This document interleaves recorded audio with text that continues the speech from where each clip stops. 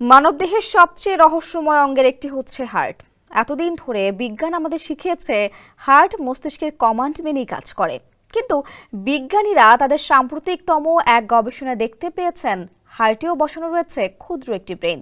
অথচ আজ থেকে 1450 বছর আগেই পবিত্র কোরআনে আল্লাহ তাআলা এই বিষয়ে আয়াত নাজিল করেছিলেন। এবার বিজ্ঞানীরাও কোরআনের সেই আয়াত সত্য বলেই প্রমাণ করলেন। বিস্তারিত থাকছে প্রতিবেদনে।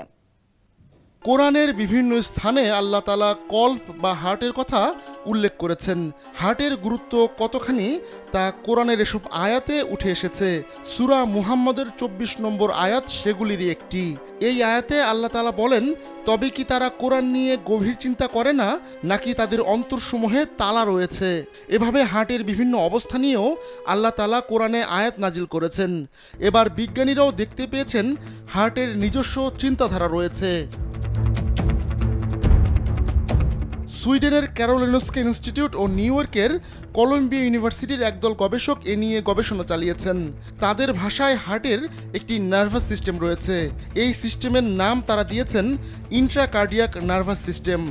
হৃদস্পন্দনের ছন্দ ধরে রাখা ছাড়াও এই ইন্ট্রাকার্ডিয়াক নার্ভাস সিস্টেমের বহু সক্রিয় ভূমিকা খুঁজে পেয়েছেন গবেষকরা। আর এটি মস্তিষ্ক থেকে আসা সংকেতে হৃদস্পন্দন চালিত হওয়ার সেই পুরনো ধারণাকে বদলে দিয়েছে। গবেষণায় দেখা যায় হার্টের নার্ভাস সিস্টেম সম্পূর্ণ স্বাধীনভাবে কাজ করতে পারে, যে কারণে মস্তিষ্কের নির্দেশনা ছাড়াও হার্ট চলতে পারে। আর এ কারণেই গবেষকরা বলছেন হার্টের নিজেরই রয়েছে একটি ছোটখাটো মস্তিষ্ক।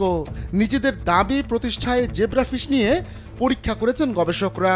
এই মাছ এবং মানুষের হৃদযন্ত্রের গঠন এবং কাজের প্রক্রিয়ায় অদ্ভুত মিল রয়েছে। হৃদযন্ত্রের মূল হলো সাইনোট্রিয়াল প্লেক্সাস বা এসএপি। এই অংশ হৃদযন্ত্রে বসানো পেসমেকারের মতো কাজ করে। এখানেই চোখ রেখে হৃদযন্ত্রে বহু নিউরনের খোঁজ মিলেছে গবেষণায়। অ্যাসিটাইল কোলিন, গ্লুটামেট ও সেরোটোনিন এমন অনেক নিউরোট্রান্সমিটার দিয়ে একটি নিউরন আরেকটির সঙ্গে যোগাযোগ রক্ষা করে চলে, যে কারণে মস্তিষ্কের বদলে হৃদযন্ত্র নিজেই হৃদস্পন্দন সচল রাখতে পারে। এই নিউরনে ছন্দময় তড়িৎ তরঙ্গ চলাচল করে। মস্তিষ্ক ও স্পাইনাল কর্ড যেভাবে হাঁটা চলা এবং শ্বাস প্রশ্বাসের নিয়ন্ত্রণ করে, নিউরন কিছুটা একই ছন্দে কাজ করে। গবেষণায় উঠে আসা এসব তথ্য চিকিৎসা ক্ষেত্রে ইতিবাচক ভূমিকা রাখবে বলে মনে করা হয়।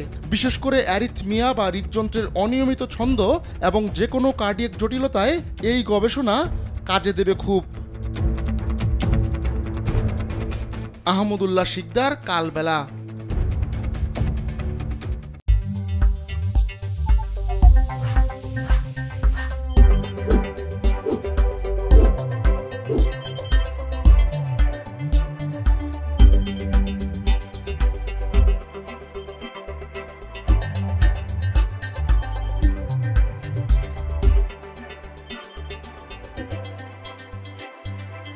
Thank you.